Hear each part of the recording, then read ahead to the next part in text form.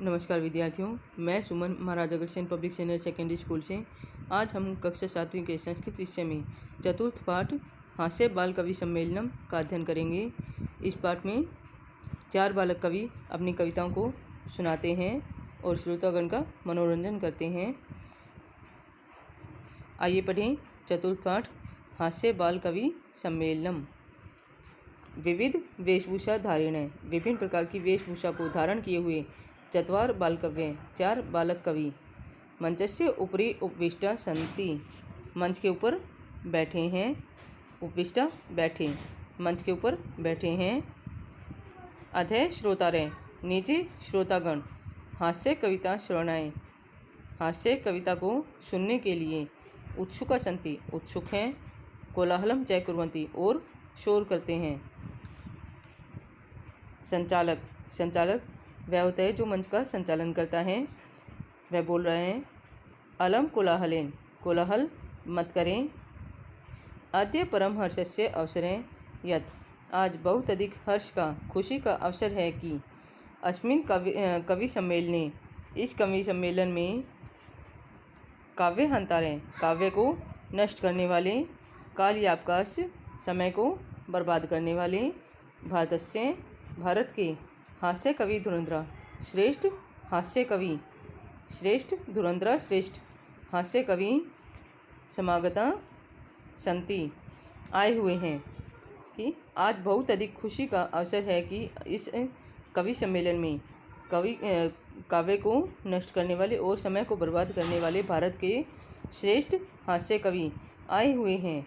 एहि करतल ध्वनिना, आइए तालियों की आवाज़ से, वयम एतेषां स्वागतम कुर्मः, हम सब इनका स्वागत करें। गजाधर, ये 4 बालक कवि दिखाए गए हैं यहाँ पर। इनमें से एक कवि आकर अपनी कविता सुनाता है। सर्वे भयो अरसिके भयो नमो नमः, सर्वे भयो, सभी नीरस जनों को नमस्कार। प्रथमम तावद अहम आधुनिक वैद्यम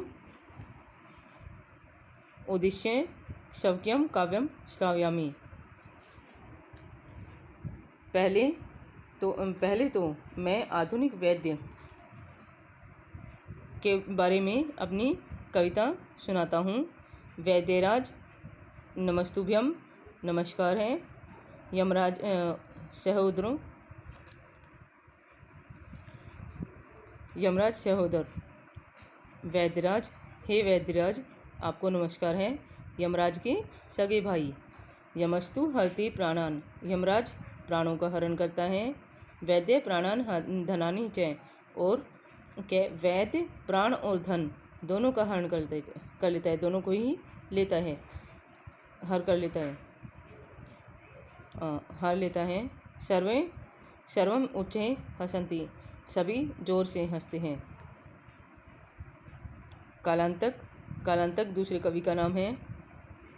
अरे वैद्यस्तु सर्वत्र परंतु न ते मादृशा कुशला जनसंख्या निवारणे।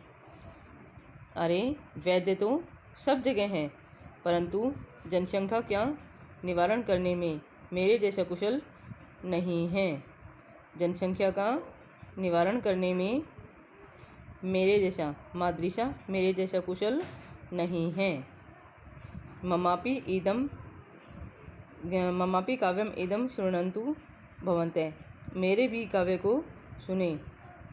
चितां प्रज्वलितां दृष्ट्वा वैद्यो विस्मयागतः, चिता को जलता हुआ देखकर वैद्य आश्चर्यचकित हो जाता है।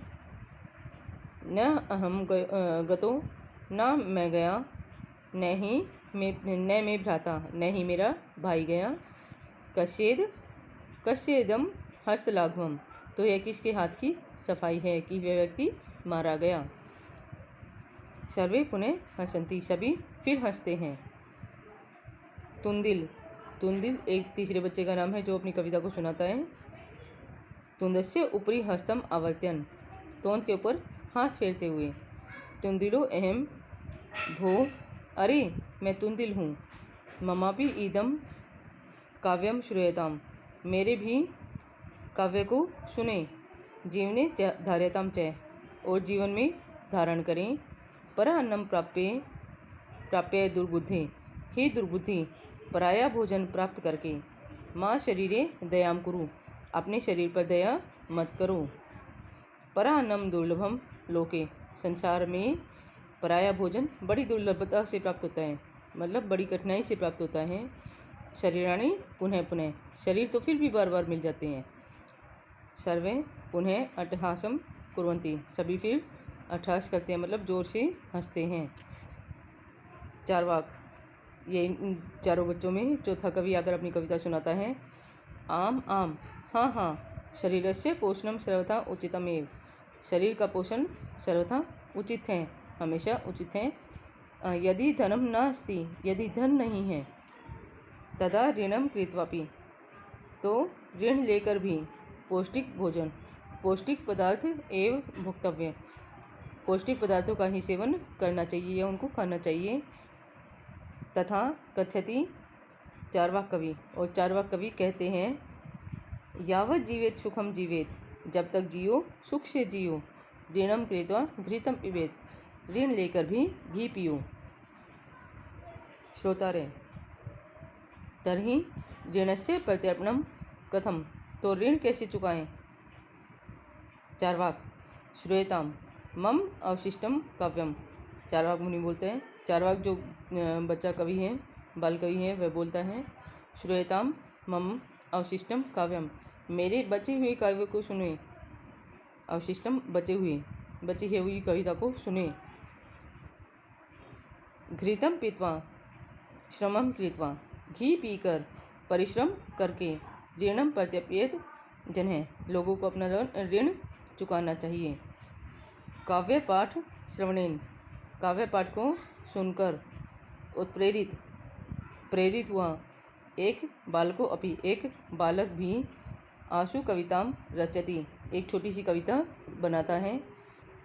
हासपूर्वकम च श्रावयति, और हंसते हुए सुनाता है। बालक, श्रूयताम भो ममापि काव्यम, सुनो सुनो मेरे भी काव्य को सुनो। अरे सुनो सुनो मेरे भी कविता को सुनो। गजाधरम कविम चैव तोंदिलम भोज्य लोलुपम, गजाधर कवि और तोंदिल जो भोजन के लोभी तोंदिल, कालांतक तथा वैद्यम चारवाक, कालांतक और वैद्य चारवाक, नमाम्यहम, आपको नमस्कार है।